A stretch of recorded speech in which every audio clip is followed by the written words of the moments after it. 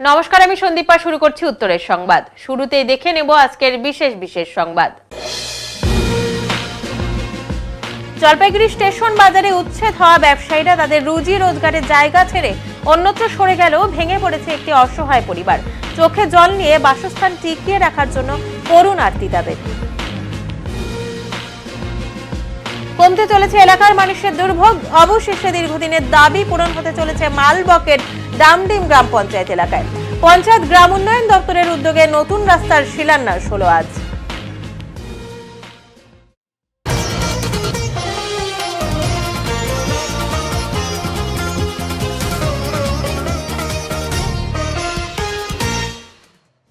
রাত 12টা নাগাদ জলপাইগুড়ি 5 নম্বর ওয়ার্ডের জলপাই মোড় সংলগ্ন এলাকায় ভয়াবহ অগ্নিকাণ্ডের ঘটনা ঘটে। অগ্নিকাণ্ডে ক্ষতিগ্রস্ত হয় বেশ কয়েকটি দোকান। যেমনটা অনুমান করা যাচ্ছে, শর্ট সার্কিট থেকে প্রায় 5 থেকে 6টি দোকানে আগুন ছড়িয়ে পড়ে। দোকানগুলিতে মজুদ ছিল সিলিন্ডার, আর তার থেকে আগুনের রেশ অনেকটাই ভয়াবহ আকার ধারণ করে। আগুন লাগার সঙ্গে সঙ্গে খবর দেওয়া হয় দমকল কর্মীদের। খবর পাওয়া মাত্রই তৎক্ষণাৎ ছুটে আসে দমকল কর্মীরা আসার সঙ্গে সঙ্গে যুদ্ধকালীন তৎপরতার সাথে আগুন নেভানোর কাজ শুরু হয়। তৎক্ষণাৎ ছুটে আসলেও বেশ কয়েকটি দোকানে আগুন ছড়িয়ে পড়ে। যেহেতু দোকানগুলিতে সিলিন্ডার মজুদ ছিল, সেই কারণেই আগুন চারিদিকে ছড়িয়ে পড়ে। তবে এ বিষয়ে দমকলের অফিসার ধর্মেন্দ্র কৃষ্ণ রায় জানান, কিভাবে আগুন লাগলো তা এখনই বলতে পারছি না, তবে বর্তমানে পরিস্থিতি নিয়ন্ত্রণে। এ বিষয়ে স্থানীয় দোকানদারেরা জানান, আগুন লাগার খবর পাওয়া মাত্রই আমরা ছুটে আসি। দমকল খবর পাওয়া মাত্রই চলে এসেছিল। প্রাথমিকভাবে অনুমান করা হচ্ছে দোকানের সামনে থাকা ট্রান্সমিটার থেকে শর্ট সার্কিট হওয়া মাত্রই আগুন ছড়িয়ে পড়ে। ঘটনার পর থেকে জলপাই মোড় সংলগ্ন এলাকায় বিচ্ছিন্ন করে দেওয়া হয়েছিল বিদ্যুৎ পরিষেবা। তবে ঠিক কিভাবে আগুন লাগলো তা এখনো স্পষ্ট হয়নি। এদিকে আজ সকাল হতেই ফের আগুন লাগতে দেখা যায় একটি গাছে। তৎক্ষণাৎ খবর দেওয়া হয় দমকলে। খবর পেয়ে ছুটে আসে 2টি ইঞ্জিন। অন্যদিকে খবর পেয়ে এদিন ঘটনাস্থলে শিলিগুড়ির মেয়র গৌতম দেব আসেন। তিনি জানান, কিভাবে আগুন লাগলো তা দমকলের সাথে কথা বলে বুঝতে হবে। অন্যদিকে দমকলের অফিসার অমিত মণ্ডল জানান, আজ সকালেও দমকলের 2টো ইঞ্জিন এসেছে। আগুন গাছের ভেতরে ছড়িয়ে পড়ায় সে আগুন দেখা যাচ্ছে না। পরবর্তী কাজ বন দপ্তরের। গাছের বাইরে থেকে কোনো আগুনেরই অবশিষ্ট অংশ দেখা যাচ্ছে না।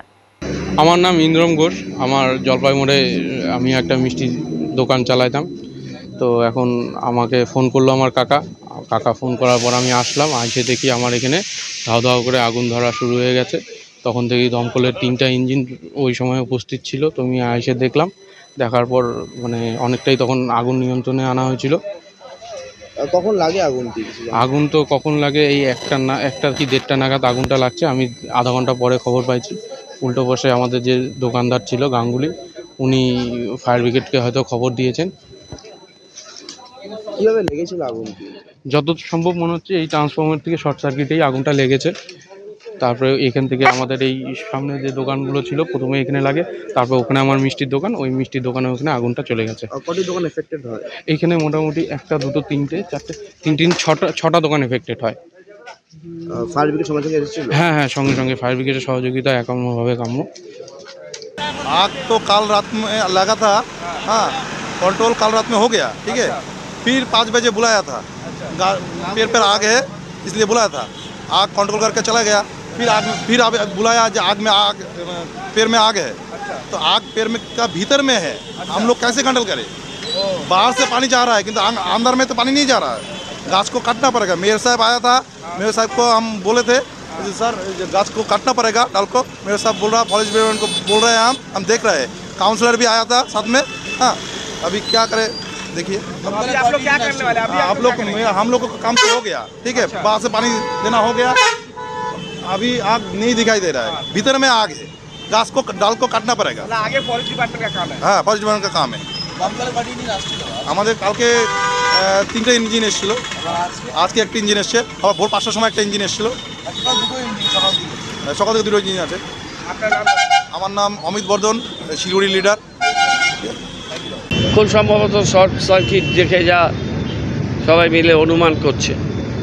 তো শর্টকাট কোনো রেমেডি নেই যে ইলেকট্রিক তার রাত্রেবেলায় তো লাইট জ্বলছিল না, নেভাই ছিল। কিন্তু নেভাই ছিল, তার মধ্যে সুইচ অফ থাকার পরে কীভাবে আগুন লাগলো সেটা আমরা পরে ফায়ার ব্রিগেড এবং বিশেষজ্ঞদের দিয়ে কথা বলে বোঝার চেষ্টা করব। এখন তো এই মুহূর্তে বুঝতে পারছি না। গাছটার ভেতরে বলছে আগুন আছে, গাছটাকে আগে ঠিক করতে হবে, তারপরে এই বিষয়গুলো নিয়ে কথা বলবো। গাছটা তো অত্যন্ত বিপজ্জনক অবস্থায় রয়েছে। দেখছি, আমরা ফরেস্টকে পাঠাচ্ছি, আমি কথা বলছি, সেগুলো যা করার পরে বলবো। এখন এখানে দাঁড়িয়ে কিছু বলা যায় না। সরকার থেকে বা পুরসভা থেকে আমরা কতটা করতে পারি। প্রত্যেকটা কেসে আমি কিছু কিছু ফান্ডিং করেছি, সে ফান্ডিংয়ে তো ব্যাপক কিছু করতে পারি না, অল্প কিছু করছি, কিন্তু আমাদেরও তো একটা সামর্থ্য লিমিটেশন আছে, কিন্তু তার মধ্যে আমরা কথা বলবো। ইন্দিরা গান্ধীর আমল থেকেই বসবাস, বাসস্থানের সাহায্যের জন্য চোখে জল নিয়ে আবেদন পাশে দাঁড়ানোর। ভারতের প্রাক্তন প্রধানমন্ত্রী ইন্দিরা গান্ধীর আমল থেকেই রেলের জমিতে বসবাস করত একটি পরিবার। আজ অসহায়, ভেঙে দেওয়া হবে বাড়ির বেশিরভাগ অংশই, থাকার জায়গা আর নেই। তাই অসহায় অবস্থায় সাহায্যের আবেদন সেই অসহায় পরিবারটির। জলপাইগুড়ির উন্নয়নের জন্য রেল অমৃত ভারত প্রকল্পের মাধ্যমে বিভিন্ন কাজ করছে। ইতিমধ্যেই রেলের উন্নয়নের স্বার্থে ব্যবসায়ীরা নিজেরাই ভেঙে গুড়িয়ে দিচ্ছে নিজেদের রুজি রোজগারের জায়গাটি। তবে এবার দেখা গেল আরেকটি দৃশ্য। 1 নম্বর ঘুমটি সংলগ্ন জায়গায় ইন্দিরা গান্ধীর আমল থেকেই ছিল এই পরিবার, ছিল তার সামান্য জমি। যদিও পুরো জমি রেলের, তবে রেল সেই বাড়িঘর ভাঙার নির্দেশ দিয়েছে।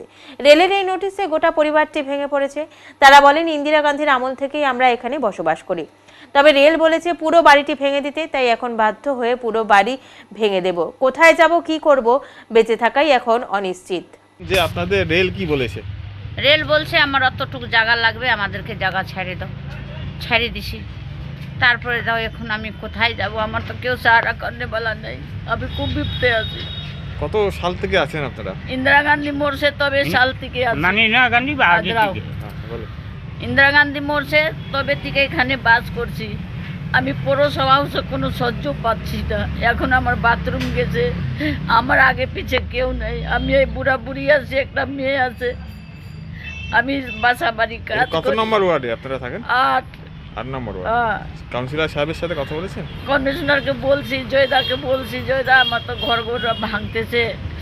তা বললো যে তুমি তো আমার জন্য আসো, কিন্তু আসি তো ঠিকই, কিন্তু কোনো ব্যবস্থা নেই, না একটা জল আছে, না একটা বাথরুম আছে। এখন আমি কত কষ্ট সেই বাথরুম বানাইছি, মেয়ে বানাই দিয়েছিল এই বাথরুম ঘর। এখন আমি এইসব ভাঙা পড়ছে, আমি কি করব? আমি কোথায় থেকে তো টাকা পয়সা আনবো যে আমি করব? কোথায় যাবেন এখন? আমি তো এই পথ আমি পাচ্ছি না, আমি কোন পথে যাব? জমি কেনা আছে? না, আমার কিছু নাই। ওই শাশ শ্বশুরকে ছিল, 3 ভাই নিয়ে নিছে।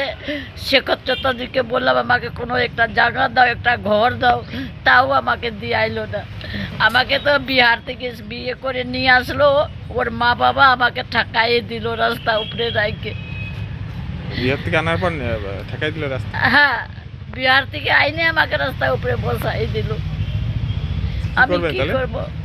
এখন আমি এইটুকে চাই, পৌরসভা যদি আমাকে কোনো সাহায্য করে, তাই আমি এইটুকে ধন্যবাদ দেব। না হলে আমার কেউ নেই, আগে পিছিয়ে আমার কেউ নেই। কি নাম আপনার? শিলা রজক। আর আপনার নাম? মহেন্দ্র রজক। হাসপাতালে পানীয় জলের ব্যবস্থা করা হলো সমাজসেবী ও স্বেচ্ছাসেবী সংগঠনের মাধ্যমে। মেখলিগঞ্জ মহকুমা হাসপাতালে পানীয় জলের তেমন সুবন্দোবস্ত ছিল না বলে দাবি। সমস্যা দূর করতে এগিয়ে এলো গ্রিন জলপাইগুড়ি স্বেচ্ছাসেবী সংস্থা। সংস্থার উপদেষ্টা মণ্ডলীর সদস্য তথা মালদার সমাজসেবী ও প্রাক্তন ফুটবলার উৎপল গুহ বিশ্বাসের অর্থ সাহায্যে বিশুদ্ধ পানীয় জলের ব্যবস্থা করা হয় হাসপাতালে বলে জানা গিয়েছে। স্বেচ্ছাসেবী সংস্থার সম্পাদক অঙ্কুর দাস জানান, হাসপাতালে আসা রোগী ও রোগীর পরিবারের সদস্যদের আয়রন যুক্ত জল খেতে হচ্ছিল বছরের পর বছর। আমরা খবর পেয়ে মাত্র 24 ঘন্টার মধ্যে বিশুদ্ধ পানীয় জলের ব্যবস্থা করতে পেরে খুব ভালো লাগছে। এই কর্মসূচির জন্য সম্পূর্ণ অর্থ সাহায্য দিয়েছেন উৎপল গুহ বিশ্বাস দাদা, ওনার প্রতি আমরা কৃতজ্ঞতা জানাচ্ছি।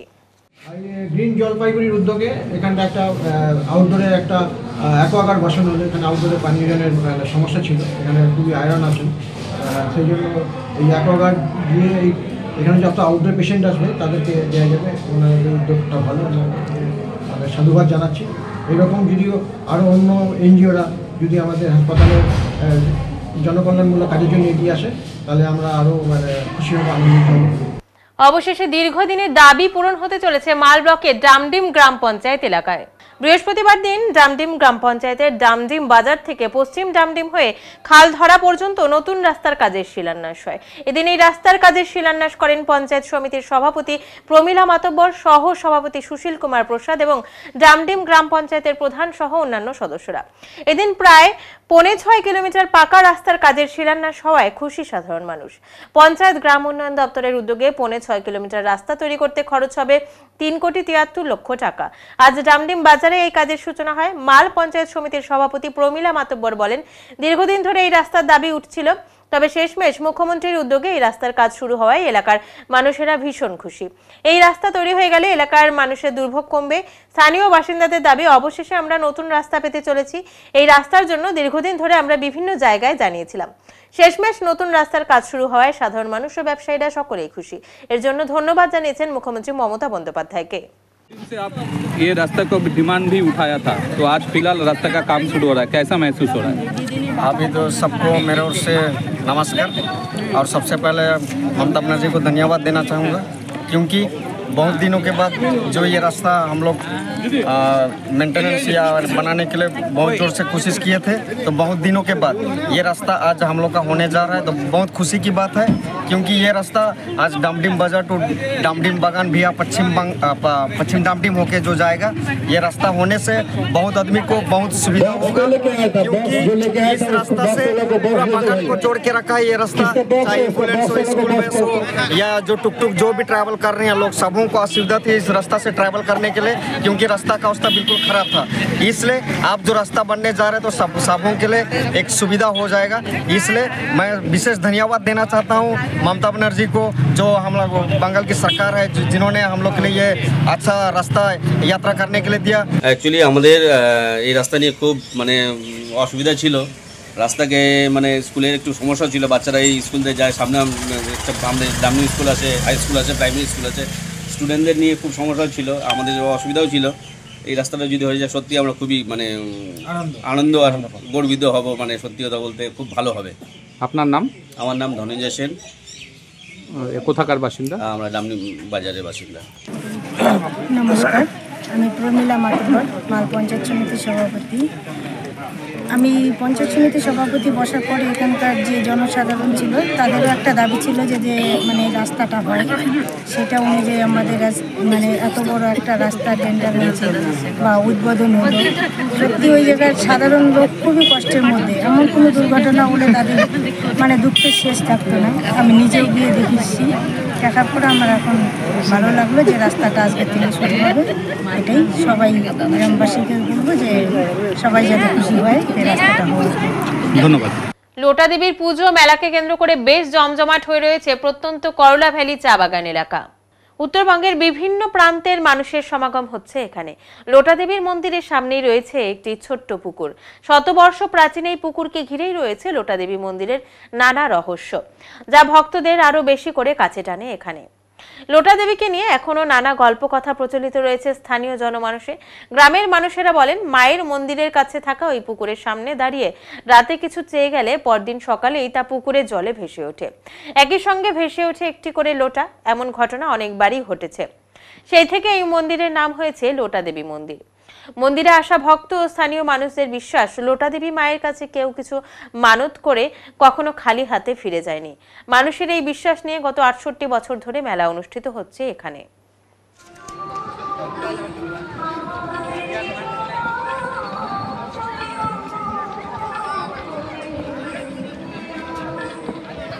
আমাদের কারণে এই সৃষ্টি দূষিত হয়েছে, তাই আমাদেরকে এই সৃষ্টিকেও শুদ্ধ করতে হবে।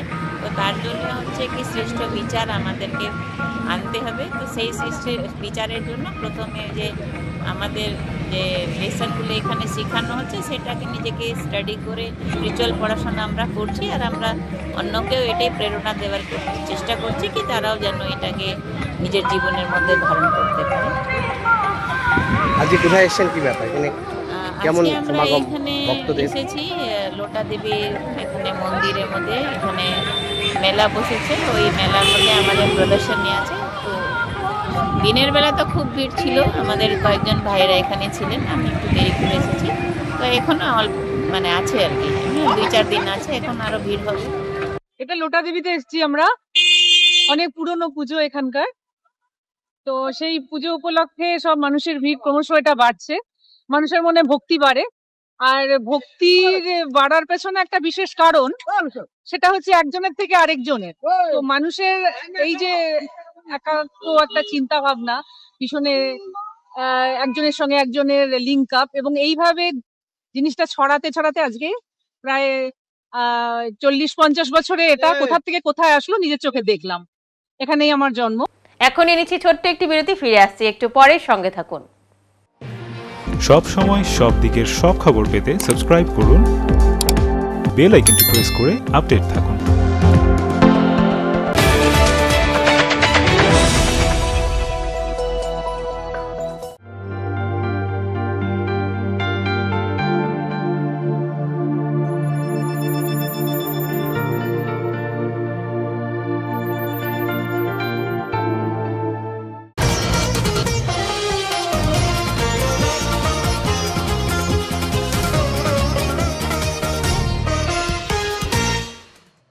শীতের শেষে জমিয়ে বরফ উত্তর ও দক্ষিণ সিকিমে, খুশিতে ডগমগ পর্যটকেরা। বরফে ঢাকা পথকে চলাচলের উপযোগী করে তুলতে যুদ্ধকালীন তৎপরতায় কাজ করে চলেছে বর্ডার রোড অর্গানাইজেশন। বৃহস্পতিবার পুরো বরফের চাদরে ঢেকে গিয়েছে সিকিম রাজ্যের উত্তর এবং দক্ষিণ অঞ্চলের অধিকাংশ এলাকা। এই মুহূর্তে যে সমস্ত পর্যটকেরা সিকিম ভ্রমণে এসেছেন তাদের কাছে এ যেন এক বাড়তি পাওনা। নিয়ন্ত্রণ হারিয়ে রাস্তার মাঝে উল্টে গেল মাল বোঝাই লরি। শিব মন্দির মেডিকেল মোড়ে নিয়ন্ত্রণ হারিয়ে রাস্তার উপর উল্টে গেল ট্রাক। জানা গিয়েছে দিন দুপুরে বিভিন্ন সামগ্রী নিয়ে একটি ট্রাক শিলিগুড়ি যাচ্ছিল। শিব মন্দির মেডিকেল মোড় এলাকায় এসে চালক বুঝতে পারে গাড়ির স্টিয়ারিং কাজ করছে না।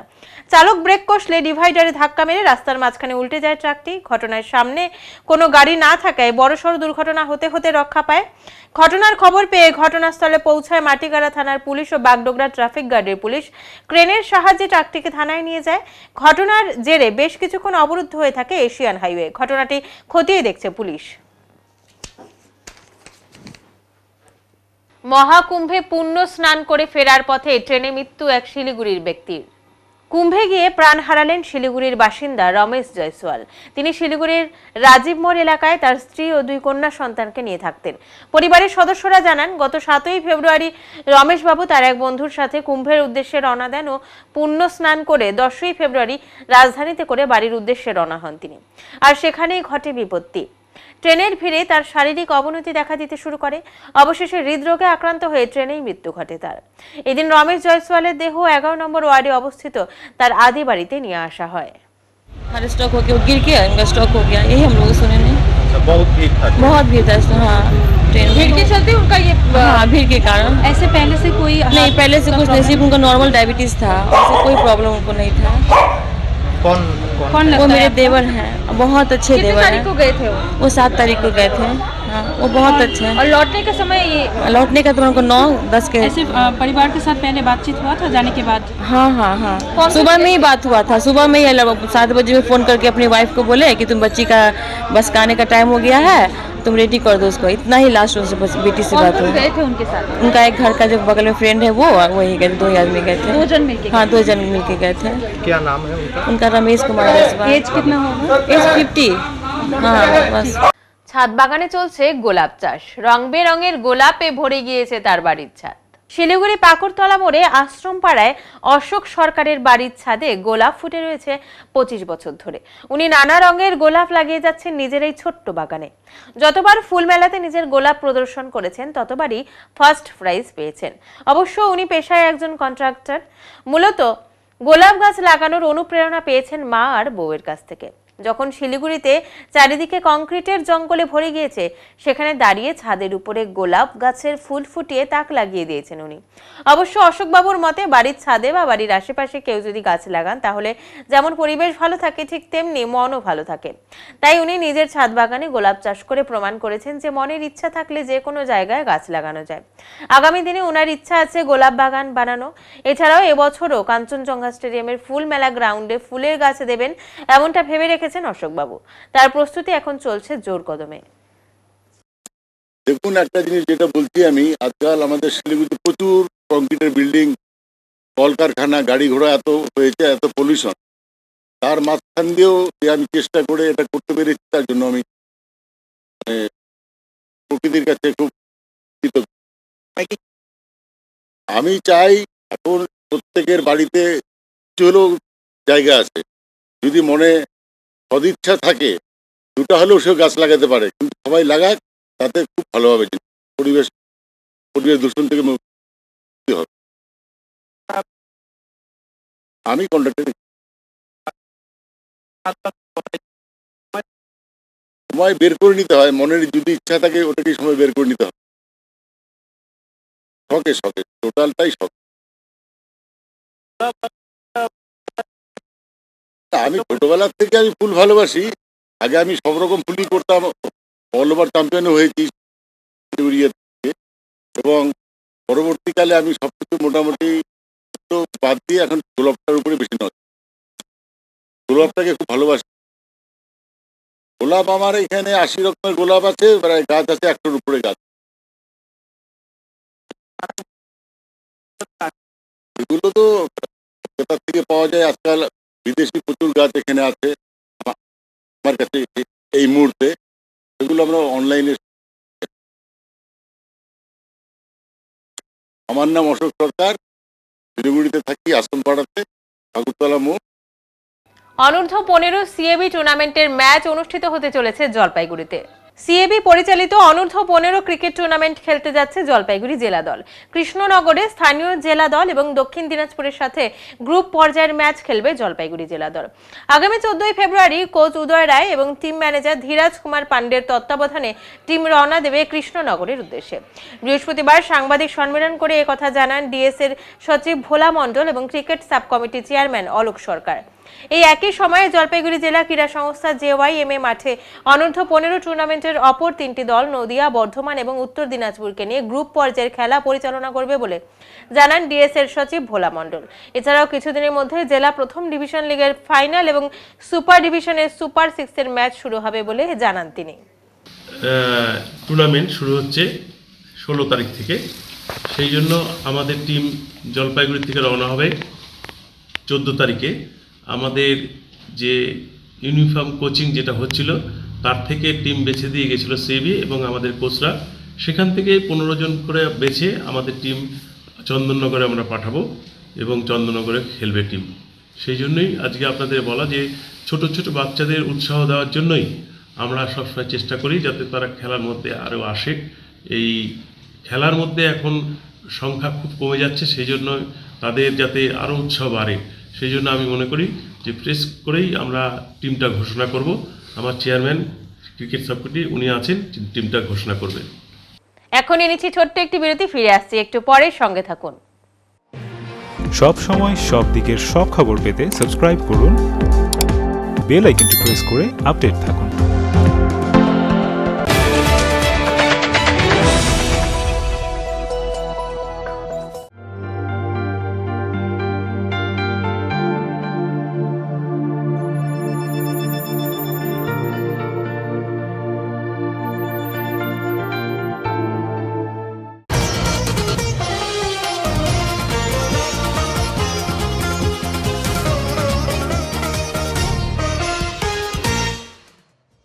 ভ্যালেন্টাইন্স ডের আগে শিলিগুড়ি কলেজের পেছনে রোহানের বিরুদ্ধে পড়ল পোস্টার। কাল প্রেমের দিবস, আর এই প্রেমের দিবসের আগে রোহানের উপর ক্ষুব্ধ তার প্রিয়জন। শিলিগুড়ি কলেজের পেছনে একাধিক জায়গায় লাগানো রয়েছে রোহানের বিরুদ্ধে পোস্টার। তবে কে এই রোহান, সে নিয়ে নানান জল্পনা কল্পনা সৃষ্টি হয়েছে। আর কেনই বা পড়ল রোহানের বিরুদ্ধে পোস্টার? পোস্টারে লেখা রয়েছে, রোহান তুমি আমাকে প্রেমে আঘাত দিয়েছো, সে কারণেই আমি তোমার ছবি ভাইরাল করে দিলাম। আবার সেখানে রোহানের ছবি দেখার জন্য দেওয়া হয়েছে একটি বারকোড। অনেকেই উৎসাহিত হয়ে বারকোডটি স্ক্যান করতে শুরু করে, আর বারকোডটি স্ক্যান করতেই বেরিয়ে আসছে একটি হোয়াটসঅ্যাপ বিজনেস অ্যাকাউন্ট, যেখানে রয়েছে নানান ধরনের ফুলের ছবি ও মূল্য। তার সঙ্গে বেরিয়ে আসছে একটি ফোন নাম্বার। তবে এই নাম্বারটি কার, সে বিষয় নিয়ে এখনো কিছু জানা যায়নি। উৎসাহিত হয়ে বারকোড স্ক্যান করে ছবি দেখতে না পেরে অনেকেই পোস্টারটি ছিঁড়ে ফেলেছে। তবে এই বিষয়ে ইতিমধ্যেই শুরু হয়েছে নানান গুজব। আদৌ কি রয়েছে এর পেছনে রহস্য তা জানা যায়নি। অপরদিকে স্থানীয় কিছুজন বলছেন, গতকাল রাতে কিছু যুবক এসে এই পোস্টার লাগিয়ে দিয়ে গিয়েছে। অনেকেই এই বারকোডের ফলে আতঙ্কে রয়েছেন। যদি এই বারকোডে কোনো রকম ক্ষতিকর কিছু থাকতো তাহলে কি হতো সেই প্রশ্ন করছেন অনেকেই। তবে এই বারকোড লাগানোর পেছনে শুধুই কি মজা নাকি রয়েছে অন্য কোনো রহস্য তা বলা মুশকিল। कल हम यहाँ काम करा रहे थे 10-11 बजे रात में, समझिए ना। यहाँ पर 2-3 लड़कन आया, 60 के वही चल गया। तो इसमें क्या है, क्या चीज है, आपको कुछ पता अब क्या कुछ है ये नहीं, स्कैनर हम कभी नहीं किए थे, क्या पता है। कितना बजे करीब पी गई वो था? वही करीब 10-11 बजे रात में। कुछ बोले थे? हम क्या बोलेंगे, हमको कुछ पता नहीं है। कितना लगा आया था? 2-4 वो था, 2-4 को था। कहाँ लगा है ये पता नहीं। यहाँ पर हम देखे थे, कितने जगह, यहाँ पर कितने सारी जगह में? 2-3 जगह था। 2-3 जगह में था। अच्छा, बहुत से तो आ रहे हैं, यहाँ पे बहुत सारा देखा है कि मतलब तो उठा भी दिया है, उधर नहीं देखे, उधर नहीं गया। ऐसे तो कॉलेज ग्राउंड में भी असर है, उधर नहीं गया। लेकिन यहाँ पर आप लोग जब काम कर रहे थे यहाँ पर देखे, आप लोग कुछ उन लोग को बोले, ऑब्जेक्शन किया? नहीं, कुछ नहीं। आप लोग को वो लोग कुछ बोला? नहीं, कुछ नहीं। कितना आदमी था? 2-3 आदमी थे। एज कितना था? वो लड़कन था कुल है, कितना बजे करीब आए थे? करीब वही 20-25, 18, 16, 17 ऐसे। এখন আবহাওয়া সংবাদ।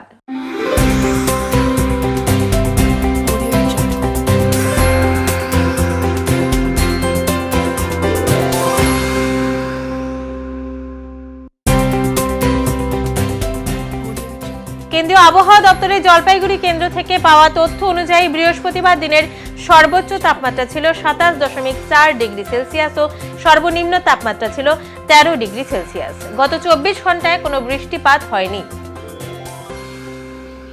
শেষ করবার আগে আজকের বিশেষ সংবাদ আরো একবার। জলপাইগুড়ি স্টেশন বাজারে উচ্ছেদ হওয়া ব্যবসায়ীরা তাদের রুজি রোজগারের জায়গা ছেড়ে অন্যত্র সরে গেলেও ভেঙে পড়েছে একটি অসহায় পরিবার। চোখে জল নিয়ে বাসস্থান টিকিয়ে রাখার জন্য করুণ আর্তি তাদের। কমতে চলেছে এলাকার মানুষের দুর্ভোগ। অবশেষে দীর্ঘদিনের দাবি পূরণ হতে চলেছে মালবকের ডামডিম গ্রাম পঞ্চায়েত এলাকায়। পঞ্চায়েত গ্রাম উন্নয়ন দপ্তরের উদ্যোগে নতুন রাস্তার শিলান্যাস হলো আজ। উত্তরের মন পরিবেশিত উত্তরের সংবাদ এখনকার মতো এ পর্যন্তই। নমস্কার।